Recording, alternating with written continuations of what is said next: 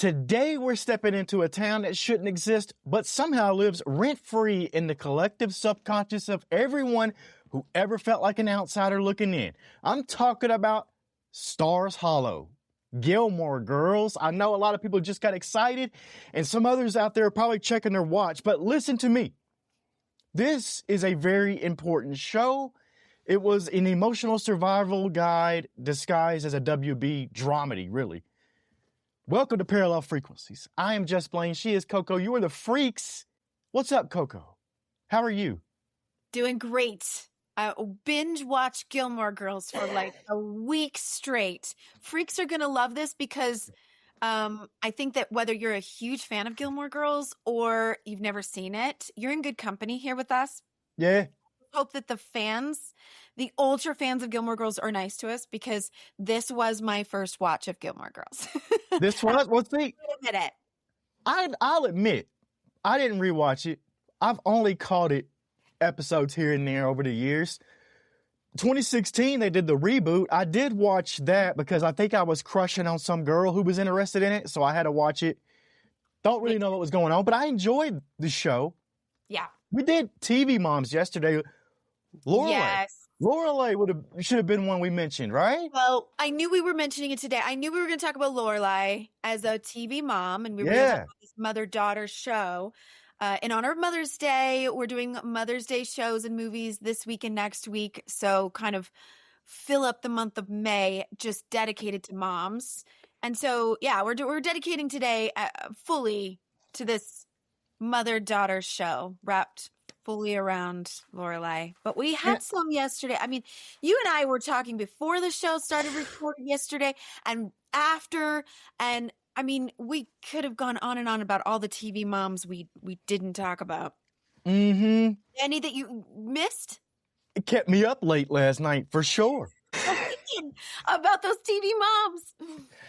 I really think we should have done a 6-hour special to cover all of them. Amy Matthews, Boy Meets World. We didn't even mention her. Yeah. The mom from Boy Meets World. Love her. I thought about her in the middle of the night when I was watching Boy Meets World. I was like, oh, crap. We forgot about Betsy Randall. She's amazing. That's Amy Matthews who plays her. Who'd you think of? Who popped in your head? You know, we didn't even touch on the reality show moms. We could have gone with, Sharon Osbourne, the OG reality show mom. But my personal favorite, and some people might be a fan of the show, was Beth Chapman. Oh, Dog the Bounty Hunter. Dog the Bounty Hunter's wife. Yeah, Dog the Bounty Hunter got a lot of like the star of the show thing, with their reality show. But honestly, Beth was running the show. There's nobody like Beth. We sadly lost her in 2019, I believe. And that woman was just incredible. Just tough as nails, not afraid to boss everybody around, keep everybody in line, tell everybody what's what. And then at the end of the day, she was also extremely compassionate, nurturing, and kind to the people. It was like that show's energy was all about like, nail him to the wall. We're going to get that guy. And then they would get the guy and they would cuff him and they'd put him in the car. And then they'd be like, sweetie, do you need a cookie? I got another one from the TGIF days that we didn't mention. Harriet Winslow, Family Matters. Powerhouse. Held a chaotic house together, really. So I thought about her. Yeah, they were doing that. And from the same lineup, we have Full House. Oh. When I was thinking of ideas, we were like, Full House, the mom famously passed away before the show started. So that was kind of the premise of the show. So my husband was like, well, what about Aunt Becky in Full House? And I said, you know what? The mother in that house was Danny Tanner. Boom, there you go. Right? 100% mom. He was. And that's about the only one we could put up there that would cover the mom. I thought of some too, because we were thinking too recent. What about June Cleaver from Leave It to Beaver? Oh yeah, we could have gone way back. One of the originals. I mean, that was black and white. Come on. Yeah. So, a lot of it followed after her. Deborah Barone from Everybody Loves Raymond. Oh, that more realistic. I mean, you go back to June Cleaver and you're talking about unrealistic expectations of mom and wife. And then that's a realistic. You go to Everybody Loves Raymond. And that feels a lot more realistic to me. Yeah. Especially the marriage dynamics of, I'll never forget the suitcase episode, how long that suitcase sat on those stairs while they both were like, who's going to put it away? I'm not going to put it away.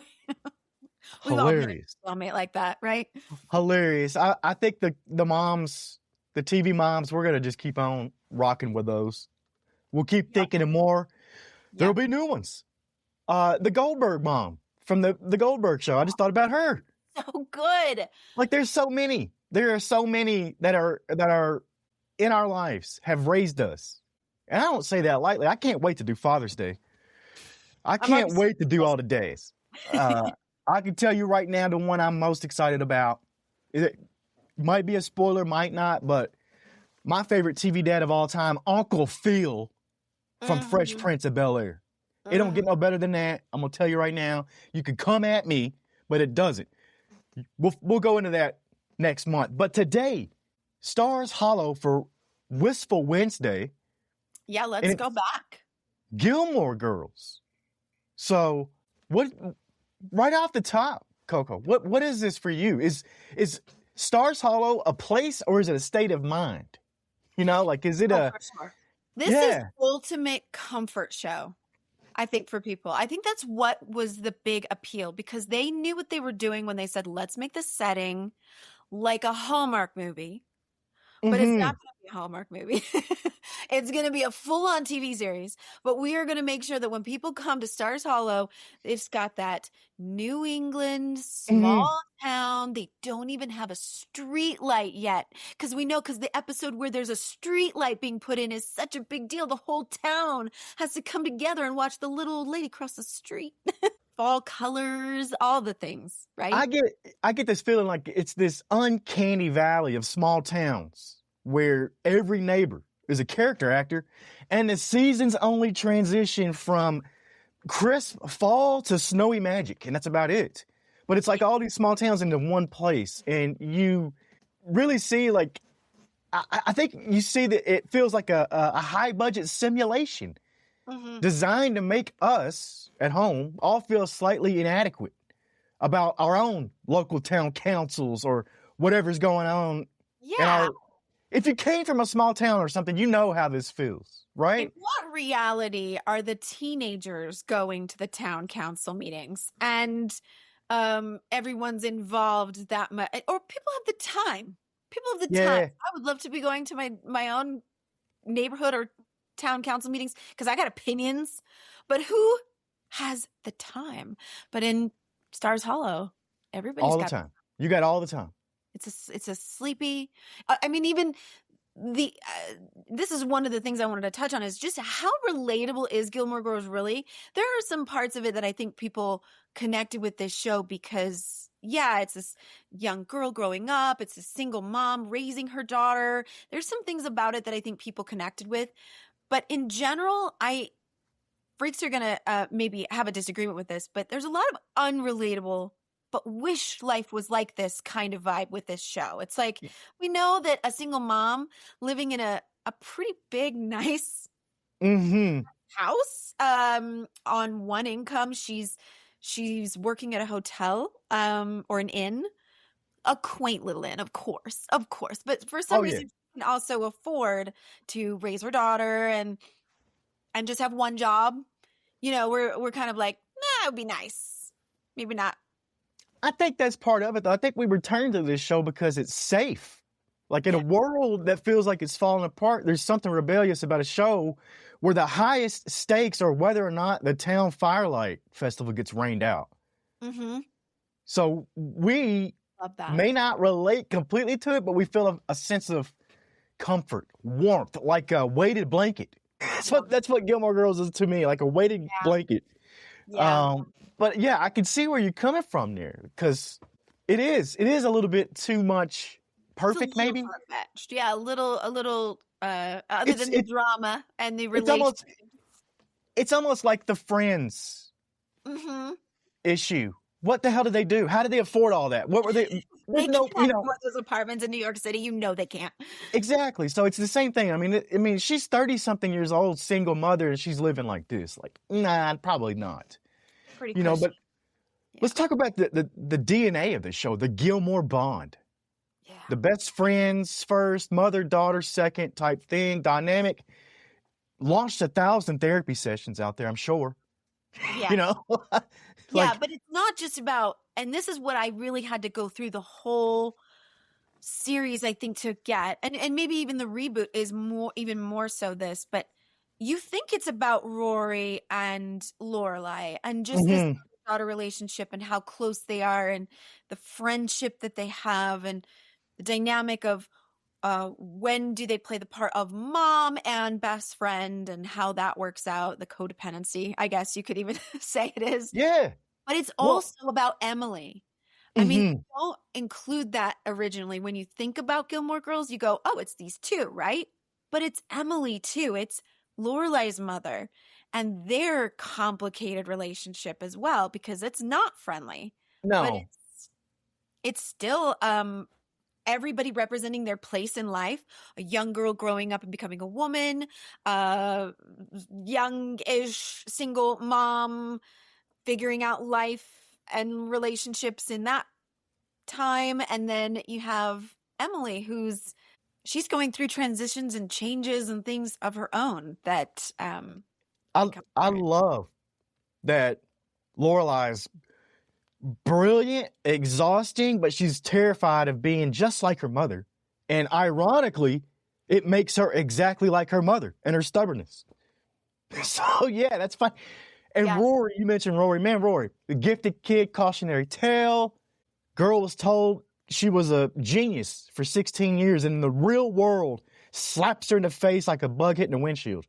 You know, so who were you, Coco? Were you Rory or Lorelai growing up? Well, I don't know if I could ever say that I was as overachieving as Rory or even ambitious and dedicated to her goals in life. Probably a lot more Lorelai. And this is one of the things that I found fascinating watching it was sometimes we see characters that trigger us in certain ways, or we go, I don't know if I like that person because they bother me in some way. And part of maybe the reason why I didn't watch this show originally when it was very popular, a lot of people my age were watching it. It was a topic of conversation. And I was like, nah, no thanks. Not my thing.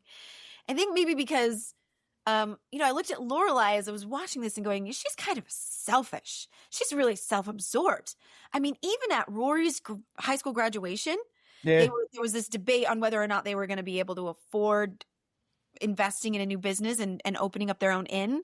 And so Lorelai's, saying, well, we can't buy the inn because I got to have money for Yale for you. Like, this is my sacrifice as a mother. I got to make sure my daughter goes to Yale, all the things. And so there was this question of whether or not that Lorelai was going to get to follow her dreams and open up her business.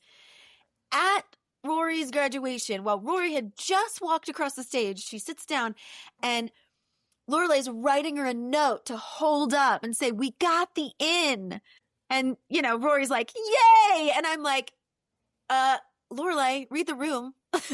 Yeah. But there's a lot of moments like that. I'm using that as one example, but I'm like, other people are having like life problems or having things going on. And even in those conversations, Lorelai's like, okay, that's nice, but now I'm going to tell you about me. And I'm kind of like, is there maybe a little bit of me in that? Am I triggered by that because maybe I'm like that too much, or I don't, something to think about.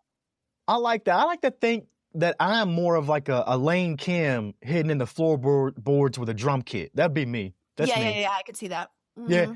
Let's talk about the boyfriends. Shoot. And I know right now the freaks out there got some thoughts on this. So jump in the comments, come at me, tell me why I'm wrong, tell me why we're wrong, tell me why we're right, whatever. But you got Dean, Jess, Logan, right? Mm-hmm. Dean, the human equivalent of unbuttered toast. Reliable.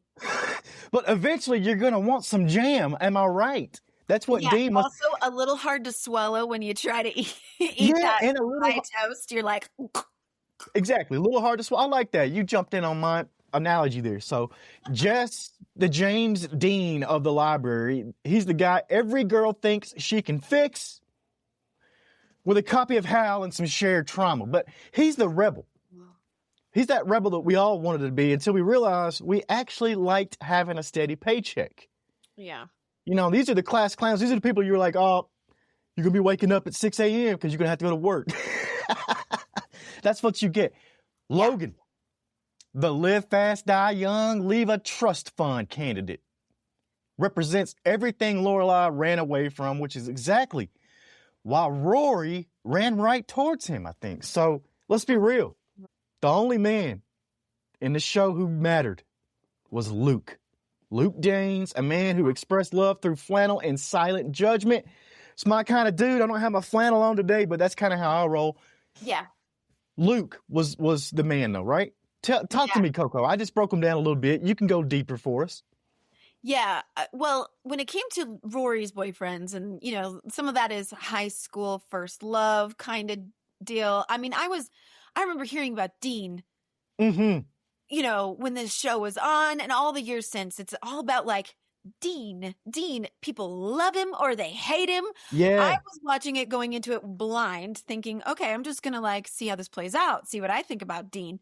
And yeah, no, not only Dean, but when she has her little fling with Jesse, and Jesse's cute. He was, you know, played Jack in This Is Us later. So of course he's adorable. And then Logan later on, in any case for Rory specifically, I was thinking, you don't need any of these guys. These guys are nothing but but this is my 40-year-old self watching it. I can imagine if I was watching it at 16 when it came out and all, you know, it was really popular, I might have had a different vibe. I might have had a different feeling about it. Like, oh, I just really want Dean and Rory to work out. Or, oh, I just want, you know, Jessie she's going to save him from himself. And Yeah. you know, blossom with her love or whatever. And I think maybe I would have had a different take on it. But at my age, looking back at it, I'm like, girl, you don't need any of this. You're going to be a journalist for the New York Times or whatever. They're just a distraction. Go do you. You'll find a guy, but it'll be the right guy at the right time. And these guys are nothing but problems for you. Just That's how I feel about it. Holy Trinity of Bad Decisions. It's about what you could probably That's say. how I feel about it. Because, I mean, they're liars. Like, at one point or another, there's red flags, which we would definitely call red flags nowadays. We would be like, if this was my daughter and she was dating these guys, I'd be like, that temper you just saw in him? Yeah, red flag. No, you don't need flag. All the way. Or, you know, the possessiveness. People have criticisms about Dean because he seemed to have a little bit of possessiveness. He didn't really want Rory to succeed. Wasn't really supportive as he could have been. Or, you know, Logan lying about how successful he really was or what he was really doing. I mean, these are things that are kind of important. You need to have a partner or a person in your life that you can depend on and that you can trust.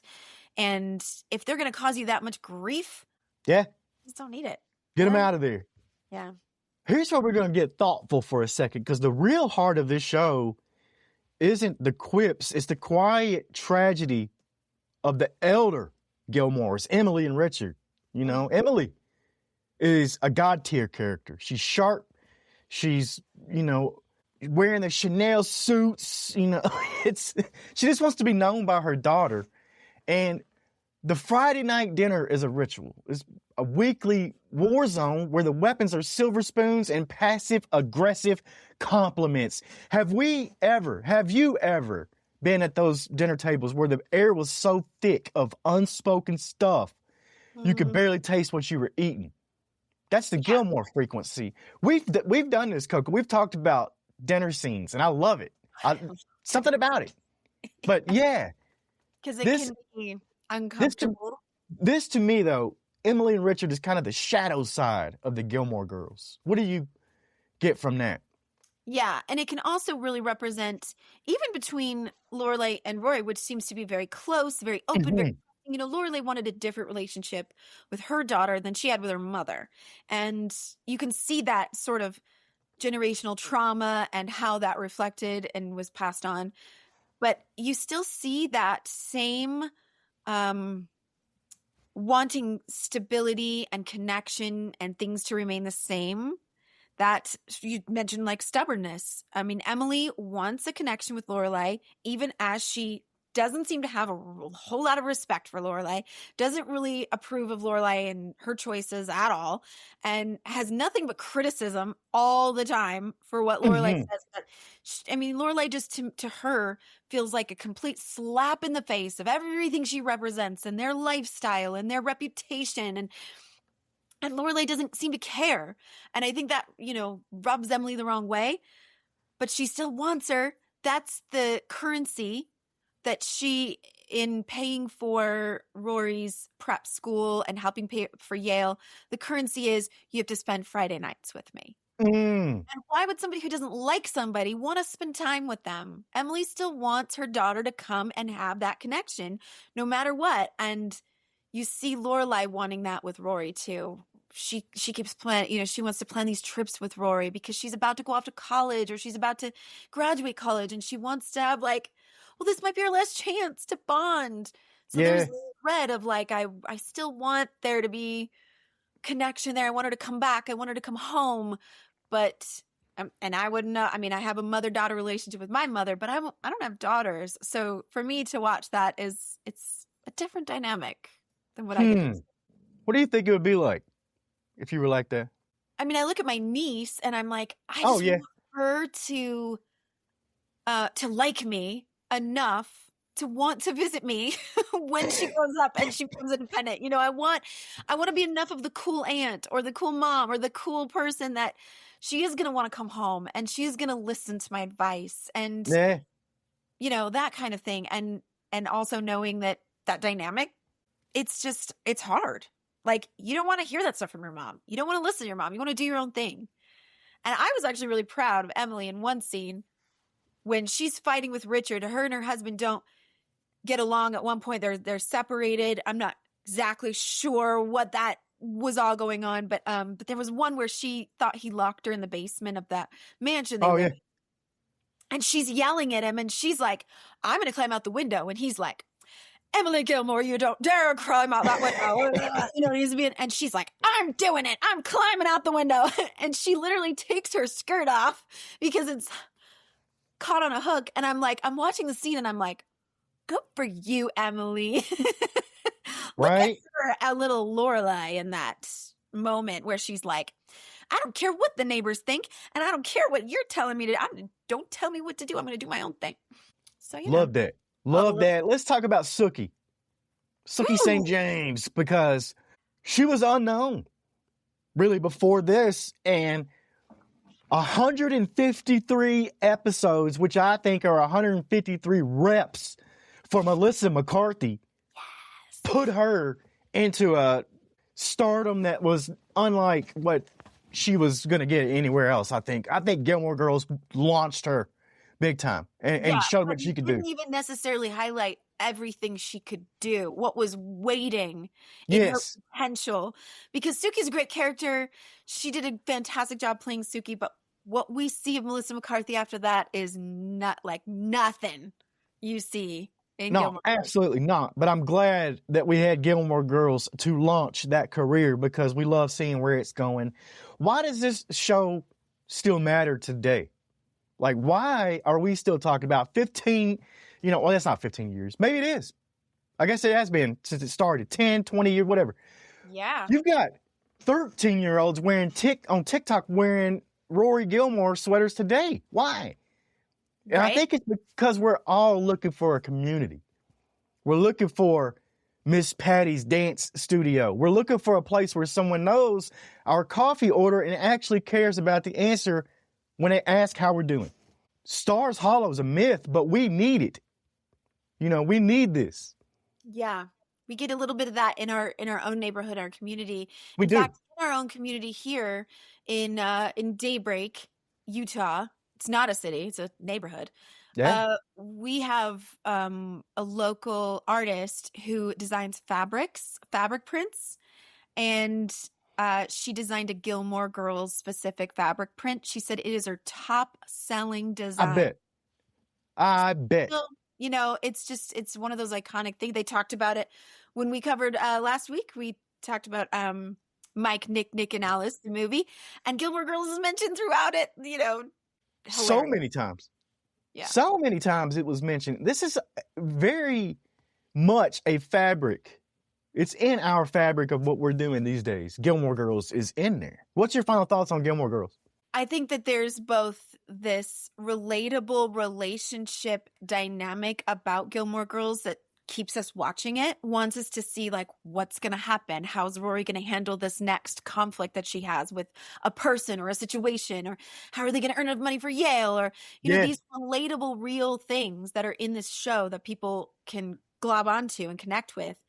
And then there's a totally unrelatable way that they can eat donuts and candy constantly and not gain an ounce, or the way that they speak in these quick, witty, banter back and forth ways that I don't know if people remember Dawson's Creek was similar in that time frame. It's not at all relatable. I mean, nobody talks like that. We wish we could talk in ways that were that kind of like using words as swords way. And so I think this show is just a fantastic balance of those two things, of being totally unrelatable and also incredibly relatable. Yeah, I like that. I enjoyed this deep dive. I hope the freaks did. If you did enjoy this, share this episode with that one friend who still owns a Luke's Diner mug. You know exactly who they are. Mm-hmm. I want to know also from the freaks, what's your comfort watch? Because this is one. This is a big one for a lot of people. Sure. You know, you mentioned Dawson's Creek. There's other shows out there, you know, the OC, My So-Called Life, Felicity.